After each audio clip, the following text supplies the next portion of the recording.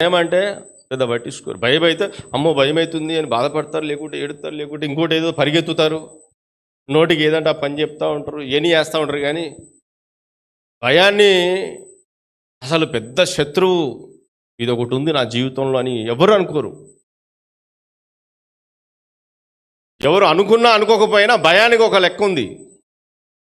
ఏంటిదా లెక్క అంటే, భయం ఎక్కడుంటే టార్మెంట్ అక్కడ ఉంటుంది, బాధ అక్కడ ఉంటుంది. ఫియర్ ఎక్కడుంటే అక్కడ బాధలు ఉంటాయంట.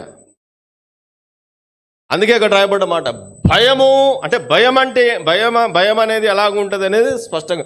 భయము దండనతో కూడినది, పనిష్మెంట్ అండి. కానీ ఎవరన్నా అనుకుంటామా మా పనిష్మెంట్ వచ్చింది నాకని, భయం రాగానే ఎవరు అనుకోరు.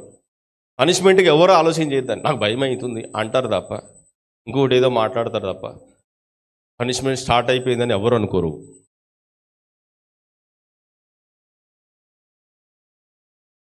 అంతదాకా ఆలోచన కూడా.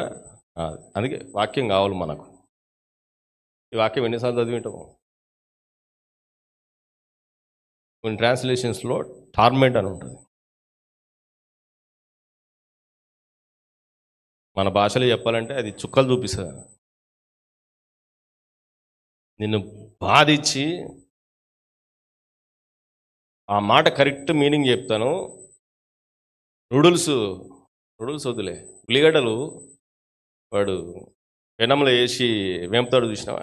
ఫియర్ అనేది అలాగ ఉంటుంది మనిషికి. నేను అర్థం కావడం చెప్తున్నా. కానీ ఇంత అది ఫ్రై చేస్తున్నా కూడా ఫ్రై అవుతూ ఉంటారు. కానీ వీళ్ళు భయం అనేది నన్ను బాగా ఇబ్బంది పెడుతుంది, భయం అనేది నా జీవితంలో ఇలాగ భయంకరంగా పనిచేస్తుంది, నన్ను వీటన్నిటికీ చాలా బాధ పెడుతుంది నన్ను అనేది అనేక సార్లు చాలామంది అసలు గుర్తించరు. అయితే భయపడతారు, లేకుంటే ఏడుస్తారు, లేకుంటే ఆన్నో ఇన్నో తిడతారు, కొట్లాడుకుంటారు. భయానికి, ఆ భయము వల్ల జరుగుతున్న దాన్ని ఈ విధంగా యాక్ట్ చేస్తూ ఉంటారు. యాక్చువల్గా ఫియర్ల నుంచి వచ్చినాయి ఇవన్నీ కూడా.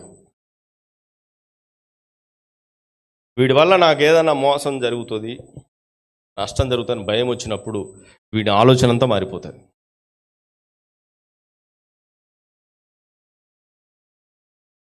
అవునంటారా కాదంటారా? మైండ్ సరిగా పనిచేస్తుందా? ఫియర్ అనేది నీ మైండ్ని కంట్రోల్లోకి తీసుకుంటుంది. ఫియర్ అనేది మనిషిని యొక్క ఆ మైండ్ని, ఆ ఆలోచనలన్నీ కంట్రోల్లోకి తీసుకుంటుంది. అందుకే ఫియర్ ఎప్పుడైతే వచ్చేస్తుందో థాట్స్ అన్నీ కూడా మారిపోతాయి, డిఫరెంట్గా కంప్లీట్గా మారిపోతాయి. ధైర్యంగా ఉన్నప్పుడు వచ్చే ఆలోచనలు వేరు, ధైర్యం వచ్చినప్పుడు ఆలోచనలు వేరు. చాలా పీస్ఫుల్గా, సముద్రము మంచిగా బాగా నిమ్మలంగా ఉంటుంది. కానీ ఫియర్ అన్నప్పుడు ఏమవుతుంది, లేస్తూ ఉంటుంది. అందుకే మన పేతురు గారి గురించి మనం చూసినప్పుడు భయపడి మునిగిపోసాగాను. దేంతో పోల్చబడ్డది? ఫియర్ అనేది మనిషిని ప్రశాంతంగా ఉంచదు. మనిషినే కాదు, నేను చెప్పాను జాగ్రత్తగా వినండి, కొద్ది సమయమే. ఎప్పుడైతే నీలో ఫియర్ వస్తుందో నీ పక్కన వాళ్ళకి అంటిస్తావు. అది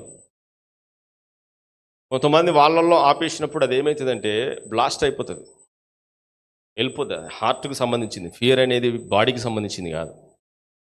చాలా చూడండి, శరీరానికి అంటుకున్నది కడిగేసుకుంటే పోతుంది. ఫియర్ అనేది హార్ట్కి సంబంధించిన విషయం.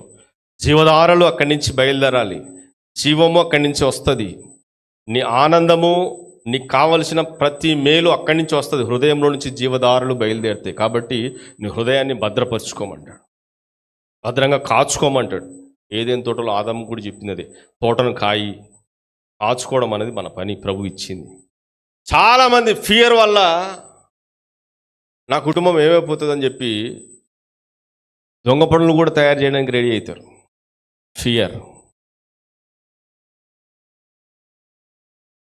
ఏ కదండి లోకమును జయించిన విజయం. భయము దండనతో కూడింది. బైబిల్లో రాయబడ్డది,